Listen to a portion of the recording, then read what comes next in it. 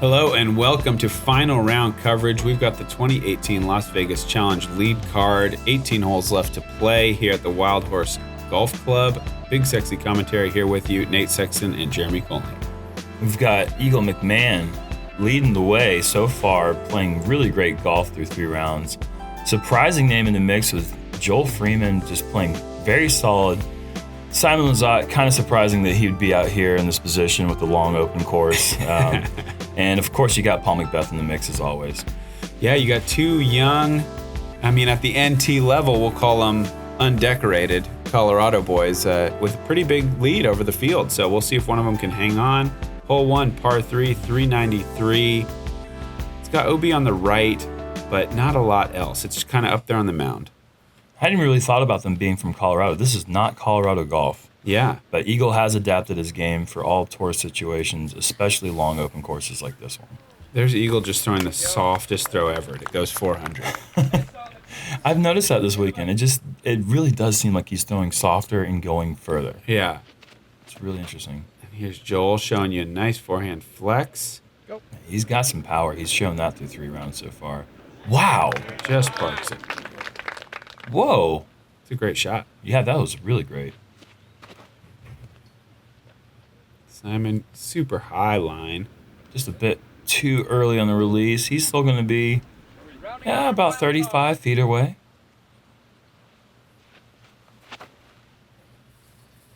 And Paul going high as well.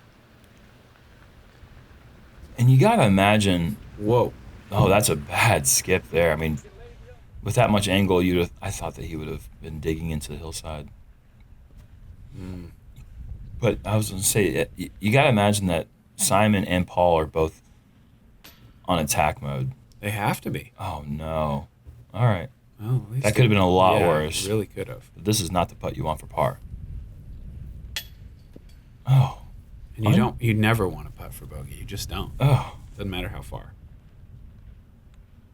A little shaky start, especially since, they're already 5 strokes back. I mean, right there.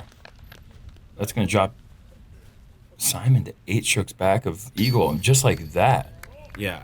And I don't want to say it's over for Simon right off the gate, but I mean, that's a big disadvantage on this course. And you see that flag blown, but these were the calmest conditions of the 4 rounds. Oh, yeah, by far. We're going to see some low scores today, without a doubt. I agree. Double digits for the winner would be my prediction. Mm-hmm. Hole 2, par 3, 270 feet, one of 2 woods holes on the property. So you're kind of shocked to come in here a little bit and see a tunnel and a low ceiling finish. I do like the hole though. Yeah. You have the big hyzer play open to you, also just kind of a low mid-range up the middle. Big surprise, Eagle goes hyzer. Perfect. Yeah, it's going to give him inside 25 feet. I'm not a big fan of fake mandatories, but it would be kind of interesting if they were to maybe force the issue and make it triple mandatory. So there's like one place in the course where you can't go over the top. Yeah, sure. That was really nice there from Joel. A little turnover mid-range forehand. Catching a little bit of tree at the end, but he's right there. This is more of the traditional play that you'll see most righties play. Uses that hillside and slides down to inside the circle. Do you think ever in Simon's life he's been on a card and somebody went like over the top hyzer and then he went up the middle? No, it's not like happening. Once it's like, because he's got to be world's number 1. Yeah. Oh, there's a good way to bounce back. Nice low ceiling nose up putt from Simon to take the birdie.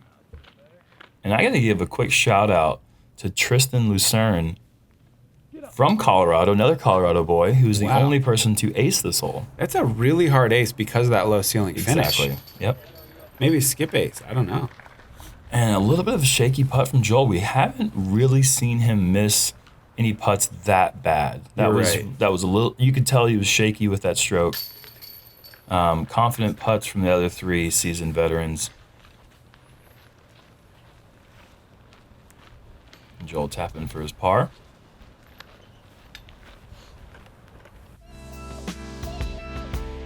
Hole 3 is a par 3, 270 feet. basically not really quite technically an island green, but almost plays like it. You've got to clear the water if you're going forehand or turnover, get up past that string line, but also be short of the cart path. The other play is this wide skipping hyzer for a right-hander. And it's the same exact distance as the hole before, obviously a completely different shot. You're going to have more birdies on this hole, but a lot more bogeys with that water coming into play. Mm-hmm. Nice shot there from Eagle.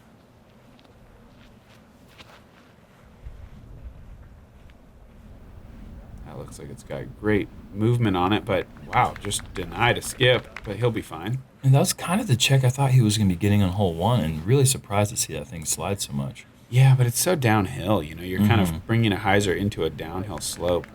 And I mean, as predictable as this grass is, there are some times when you just get results that you cannot expect. Yeah. Oh, Joel's worried this is a little long.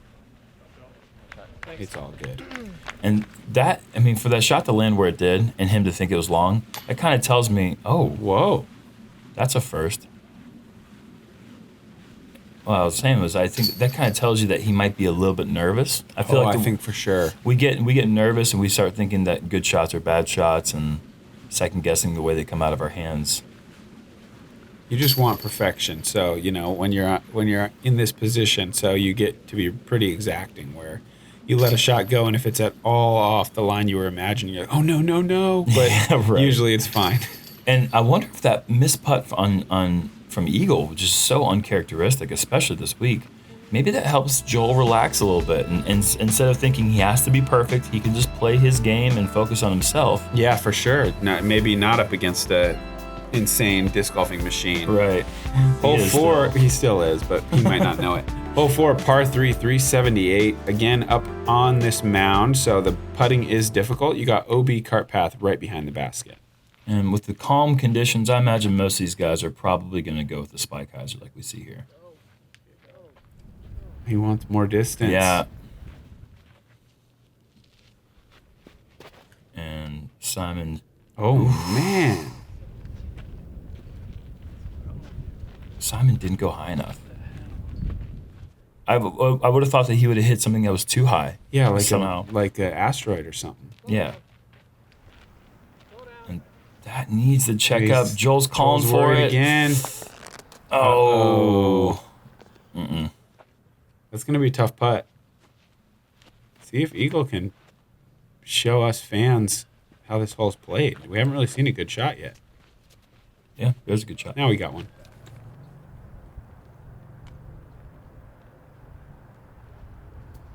Sit, Simon.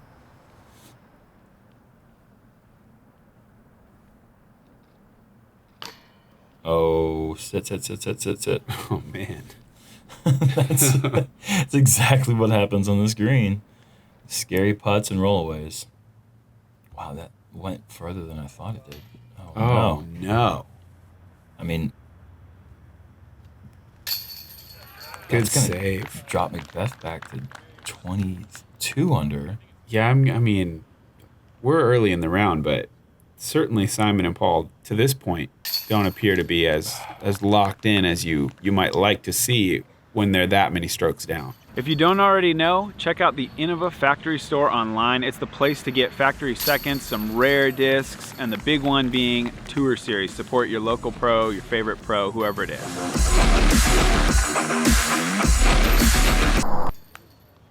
Great birdie from Eagle, but pretty shocking bogey out of Paul. Hole 5, par 4, 606 feet.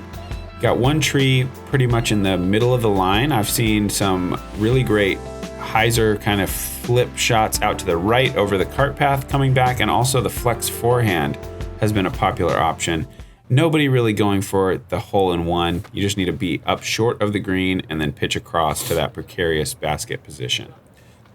If the wind was coming a little bit more like it was in day 2 when we had that left to right cross tailwind, I wouldn't be that surprised to see Simon go for the big Anheuser route. It's a ton of open airspace, and seeing as he's down 7 strokes already through 4 holes, he might have to start thinking about going for eagles if he wants to go for the title here. Yeah. But that's just a smart play here. That's what you're going to see most players do. Try to get about 340 to 370 off the tee and then leave a pretty simple approach. Joel might have crushed this too much. Mm.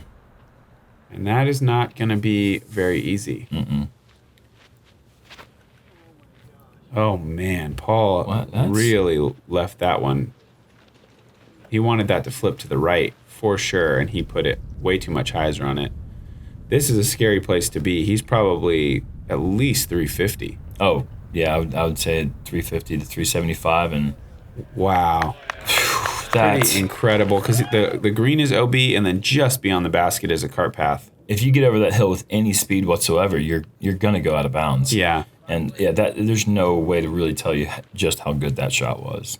Joel playing position as he had to. Ooh, Eagle with the tree. Luckily didn't seem to impact his shot too much. And it looks like that's his trusty gator. Wow, but that's how easy it is to go OB here. You get so scared of the golf green, before you know it, you've flown it over the hill. And if it flies over that hill and you don't see it hit the ground, it's out of bounds. That'll be a little tester putt. I wonder if Joel knows that Eagle shot was going out of bounds. Yeah, I mean, he must have a pretty good, an idea that it's certainly on the line, right? Because Eagle was coming in with quite a lot of speed. Yeah, that Eagle is really, aside from that one hiccup, he's putting so solid.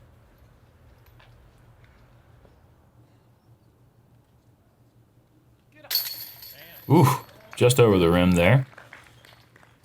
Quality par save there from Joel. Mm-hmm.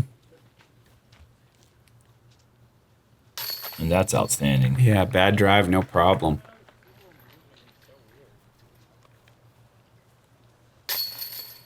Three pars, pretty surprising, honestly. This hole is one of the easier par fours, averaged, or hole 5, averaged 3.58, so a half stroke below par. I mean, without any wind to speak of, yeah, that's a pretty cut and dry, short drive, yeah, easy pitch. Hole 6 is par 3, 222-foot island hole. You really just want to go straight at the pin. Hopefully hit just below it. It's really easy to slide out the back long or to float it left if you get a little bit afraid of the water.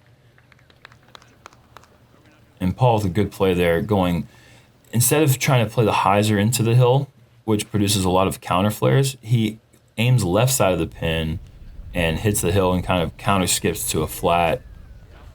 And Eagle, that might have got away from him a little bit. Stayed inside the island though. Yeah, I really like the low shot. Not that I was smart enough to play it myself. No. But when I watch Paul do it, I think, man, that really looks good. Did you go backhand putter here?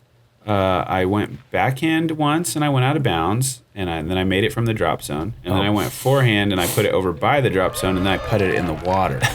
Oh gosh. So not the best hole for me. Okay. The best hole for Joel though. Yeah, that's gonna take home the CTP. There's no one else that can even take it from him. That's the last man in the field to try. Awesome. That's kind of cool. Every single player got a chance, and Joel goes very last and takes it. That's awesome.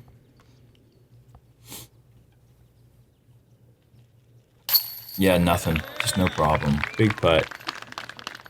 Crush Boys showing that they've got the touch on the green as well, which we already knew. Mm-hmm. Oh, that's... Oh, man. This is not typical Sunday Paul at all. Oh, he horseshoes at home. Mm-hmm.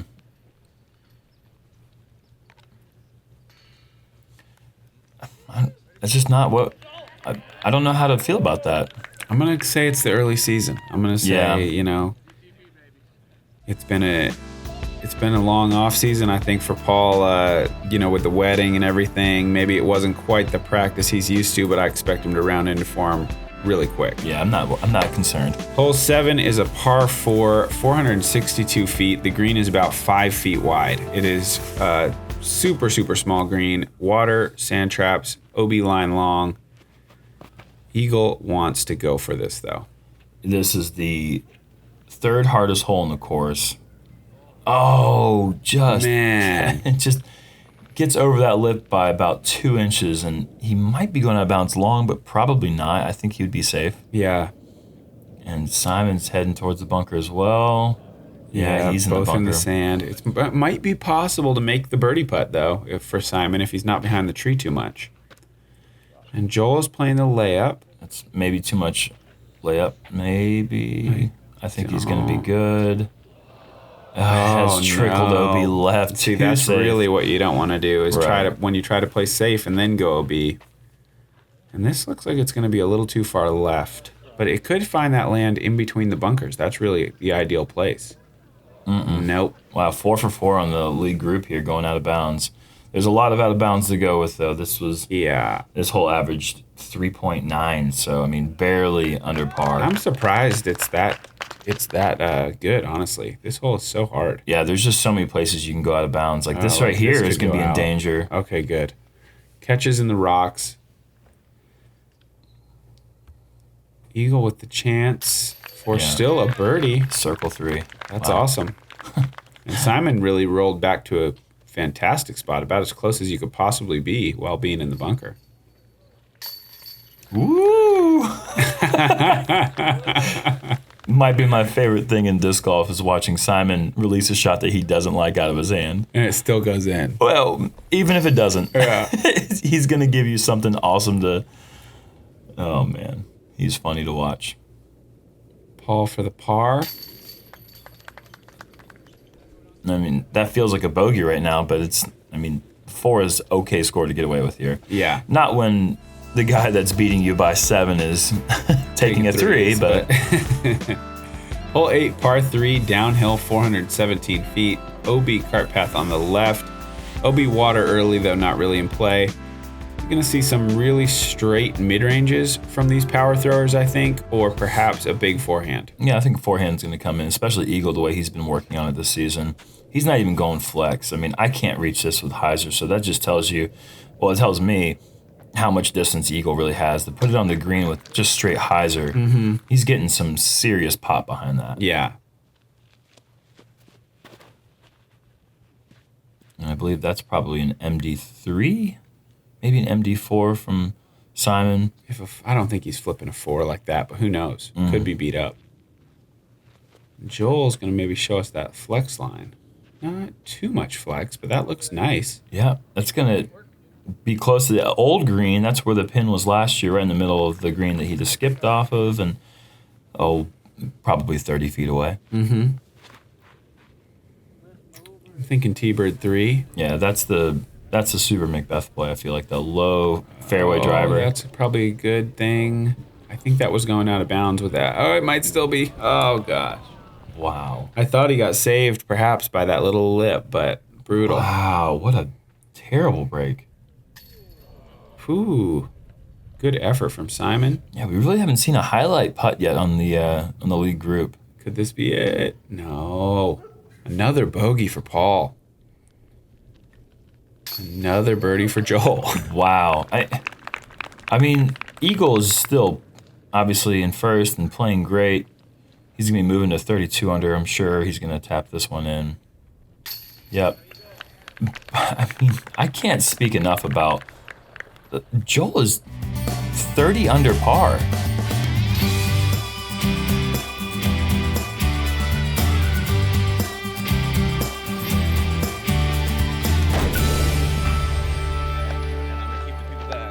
Ladies and gentlemen, I apologize. I need you to come. Yeah, the rich get richer there. Our leaders are not leaders, but our first and second place players taking the birdies. Hole 9, par 4, 543 feet. It's kind of out of a tunnel, and then you have this bunker obviously right behind the pin, but I'm going to put this in as one of the easiest holes on the course relative to par. Yeah, this one is the easiest hole. I would not be surprised to see somebody at least draw a medal for the 2. Wow. Eagle's going to be way up there if he misses his last tree. Yeah.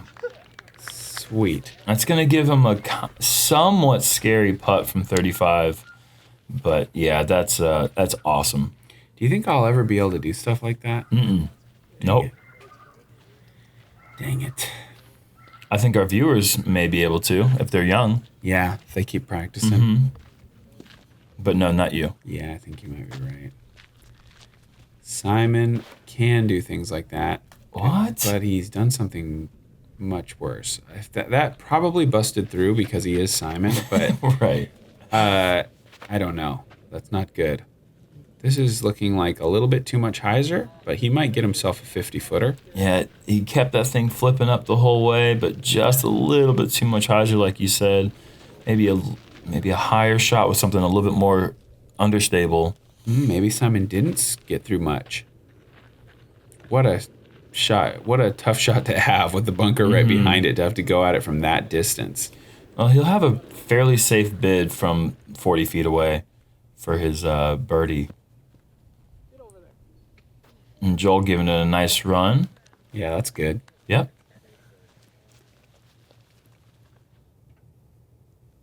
And McBeth is not laying this up. And, at least it stopped. Yeah. Wow, there's a big putt we've been waiting for. And it kind of shows you how easy this hole is. I mean, the green being so close to the bunker makes it tricky in some ways, but Simon's tee shot was just, nothing short of terrible. Yeah, agreed. And managed to get up and down still. Eagle wants to make an eagle there, but I think probably in the back of his head, there's some little voice saying you might not need to make this, really. I don't know. Maybe he's a little nervous about the sand. He ain't home free yet, man. He certainly isn't, but... he's still got Joel tracking him down with the birdie. He's only 2 strokes off. Actually, 3 strokes off. Yeah. But I think just perhaps tough to... You can't forget. It's an inexcusable mistake to miss that putt and go out of bounds. Yes, that's the one thing he really can't do. But you can give yourself some breathing room when you shoot 7 down the front 9 with the lead going into the last round. Yep, we've got Eagle at 7, Joel coming in with a nice 5, Simon 4, and Paul, man, really struggling there, only 2 down. Yeah, this is the Colorado boy story right now, so we'll see if they can continue this momentum into the back 9. Somebody might be winning their first national tour. Let's hope so.